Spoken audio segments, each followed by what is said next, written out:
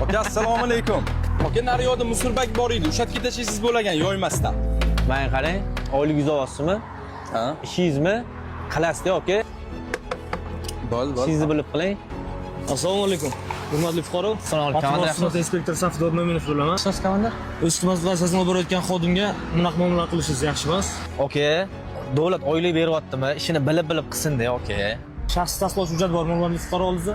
Tinchlikmi? Bor, aka. Turing. Sizga nisbatan Ma'muriy javobgarlik kodeksining 91-prim 1 moddasi bilan jamoat joylarida maishiy chiqindilarni tashlash mumkin emas. Tushunmadim, komandar. Nima menga jarima qilyapsiz? Hurmatli fuqaro, o'z aytganingizdek, hamma o'z ishini bilib qilsin dedingiz. Men ham o'z ishimni bilib qilyapman. Qo'l qo'yavering joyiga. Hurmatli fuqaro. Hurmatli fuqaro, bu jarima, bu choralar sizni jazolash emas, balki o'sha hududning tozaligi, sanitariya holati va ekologiya xavfsizligini ta'minlash maqsadida qo'llanadi. Kelgusida jarima qo'llanishining oldini olish maqsadida, ya'ni ekologiya vaziyatlarini yaxshilash maqsadida tuzilyapti. Hurmatli fuqaro, charchamang.